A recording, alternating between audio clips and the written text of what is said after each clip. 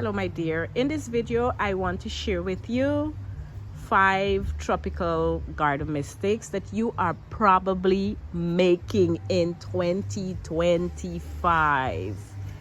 Mistake number 1, let's look right here, is putting shade loving plants in full sun. Now this plant did not originally start off in the sun. It has this palm here that should serve as a canopy, and then there were some other plants in the background, but I cut those plants, and so now this plant, which is a shade loving plant, is now getting the brunt of the sun.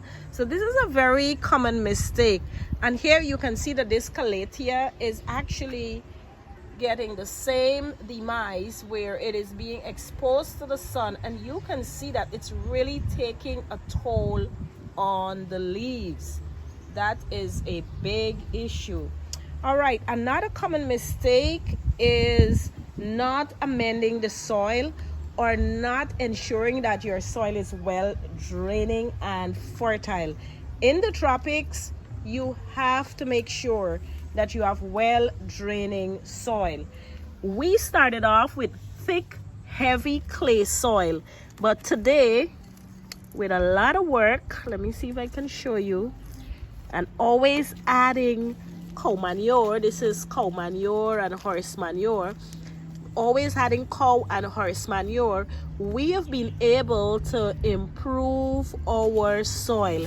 So please, if you're in the tropics or if you're planting tropical plants, pay attention to the soil and work on fixing the soil, work on making the soil fertile and well draining. It's really, really important.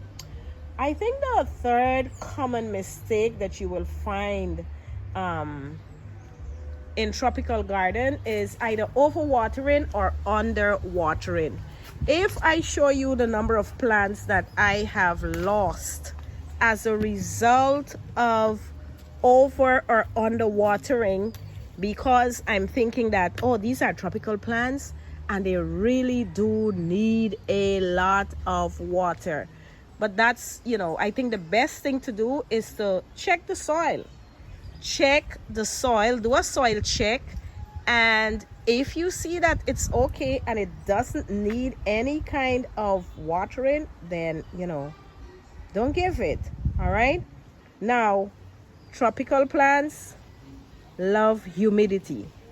You have to make sure that there is some kind of moisture in the air for your tropical plants. Here in the tropics, because of the steady rainfall, and I would say our air has a lot of humidity in it, and so it helps the plant. But if you're not living in the tropics and you want to have tropical plants, then I think you will have to do a lot of misting so that you can create that moisture in the air. And I think the final mistake that I think people are making in 2025 as tropical gardeners is ignoring pests or waiting until the pests attack the plant, then dealing with it. I have developed what is called a more proactive approach to pest control, and that is I'm not waiting for the plants to be totally infested. I check the plants, I go ahead, I look under the leaves, I look at the plants that are prone to mealybug, that are prone to aphids, and I actually spray those plants even before they start to show signs of any kind of infestation. Now, I think if you're thinking of a tropical garden, I'm sharing these truths with you so that you know exactly what to avoid so that you can truly enjoy a beautiful tropical garden.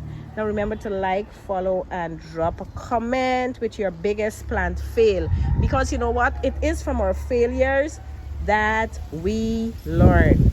All right? So please, if you like this kind of content, please subscribe to Cadence Garden at Westside. Let's use this as the thumbnail, right?